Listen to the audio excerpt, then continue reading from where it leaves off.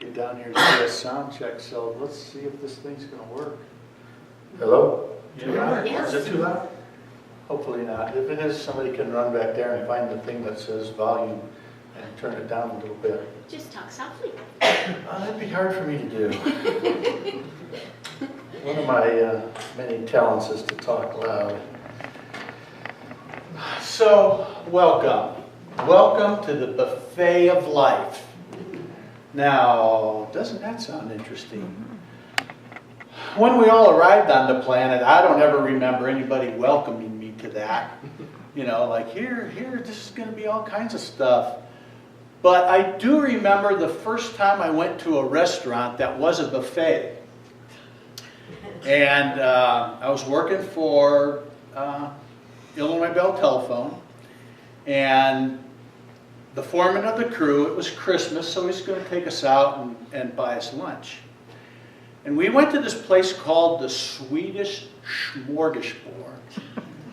Now, they may have had Swedish meatballs, I don't even remember. But I remember there was lasagna, and there was ham, and there was potato salad, and anything you could possibly think of was there. And the one memory I have of that was this, and I don't think it was a very big plate. I think it was kind of a small plate, but I made up for it in height. And I remember the foreman looking at me and going, "Where's all that going to go?" And I didn't have any trouble, consuming that, Of course, I was brought up in a family, if it's on your plate, you got to eat it. You don't walk away and leave it. So anyway, that was my first experience to buffet eating. Now, there had always been the family get-togethers, but that was always family style. I had 6 aunts and uncles, and everybody averaged 3 children. So when we got together, that was a group. So whoever had the biggest house, and the longest table, that's where I always went. And of course, then over in the corner was the kid table. But that was different because, it was Aunt Betty's green beans again, and it was, everybody, kind of brought the same thing all the time. So the buffet was really interesting. So, but isn't that what life is like? It's this buffet, and it's up to us to determine what it is that we're going to sample. And sometimes we try something, and man, it's the best thing in the world. Ooh. And I know that's real touchy. So here we are, sampling, trying. Some of us tried Catholicism. Some of us tried maybe being a Methodist. Maybe some of us tried being a Baptist.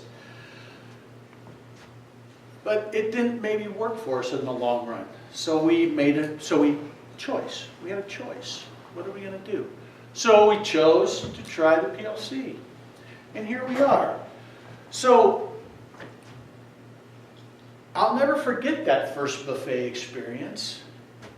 It'll always be with me. And I've also kind of been a buffet church person. My parents were pretty much into, well, it was Christianity, but when we lived in the city, it was the Evangelical Free Church. When we moved to the suburbs, they went to the Baptist church that most of the family went to, but I was a little different. I had to go over here to the Lutheran church, but they had a really good youth group. So sampled here, sampled there, tried this. Ended up here. How did we end up here? Well, my golly, we went to a Silomar for a conference one year, and there were always, everybody had these name tags, and the first letters are always big. And I was working at the high school at the time, and we come back and we had to get some chairs from the community center, and so we're over there getting these chairs, and on the back of some of these chairs had this PLC, and I didn't think anything of it at first. But then the boss came in and goes, "No, you can't take those chairs. Those don't belong to the community center. Those belong to the PLC." And then all of a sudden it clicked. I went, "Oh, when we were at a Silomar, I saw some initials that were like that." So we looked in the phone book, and lo and behold, we ended up here. That was like 15, 16 years ago. We're still here. So, what does that have to do with the masculine principle? Well, it's got a lot to do with it.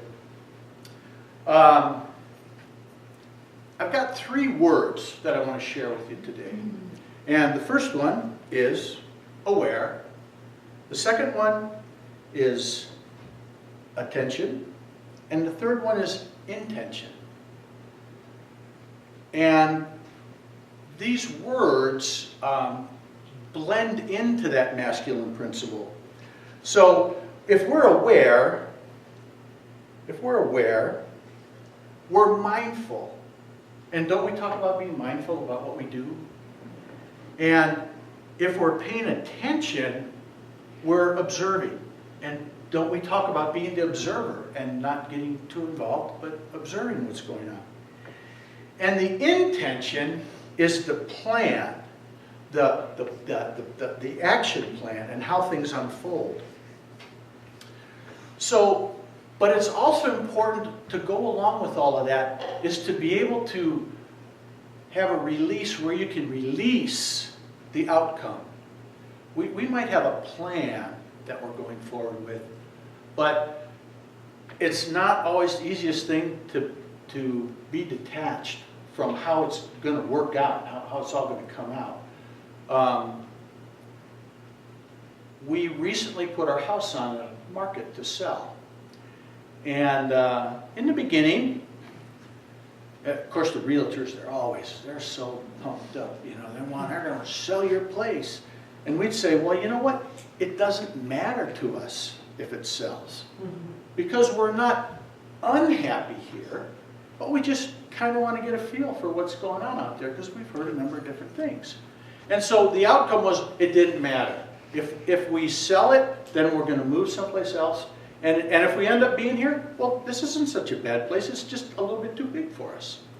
So our awareness was that we needed to make a change. And the other thing that happened was all of a sudden one day, we had been kind of playing around with the idea, and all of a sudden one day I became aware of the fact, and at this time I said, you know, in 20 months, I'm going to be retiring.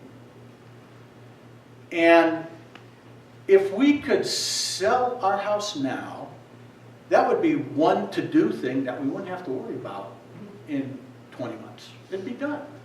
And then we would be able to move or go wherever we want to. And who knows, 20 months, now it's 18.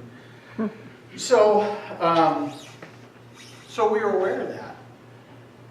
And we put our attention on it because, and this all started like months ago, you know, it's cleaning the cupboards, you know, cleaning the front of the cupboards and deep cleaning. I mean, after 15 years of living somewhere, it's like, we've been here for 15 years.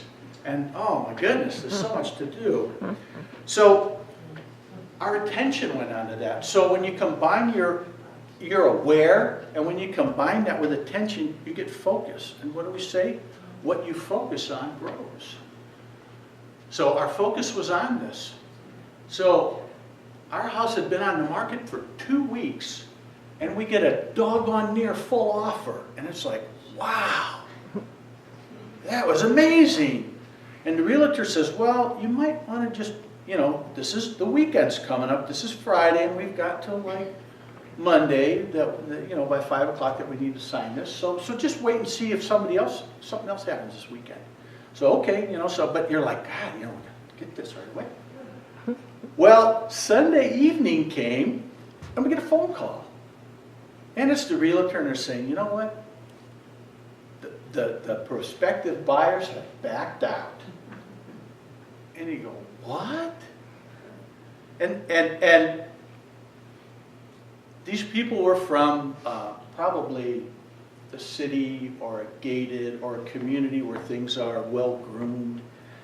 And the reasons that we got were, didn't want to have to weed eat. Hello? They didn't want to have to trim the trees. Hello? They didn't want to have to deal with the septic system. Hello? They didn't want to have to deal with a sort of a private water company. Hello? you might as well just not even consider anything in Oakhurst if that's your criteria. So we were kind of taken aback by that. Thought, okay, well, but the realtor's like, man, don't, people are coming, people are looking. Your place, man, it's gonna, this one guy said, man, your place is gonna sell. And, well, okay, we'll see what happens. If it sells, hooray. If it's not, well, hooray, because we're not under any pressure to go anywhere or do anything. So, the masculine principle, how does that fit into all of this? Well, last month was the feminine principle. And the feminine principle, it talks about the universal soul. And the universal soul is that place where all those great ideas go to be birthed. So, we sent these ideas of selling to the creative medium, as Ernest Holmes calls it. Put it into the creative medium to see what would happen. And lo and behold, things started to happen. So I want to read the masculine principle as per Ernest Holmes. Okay?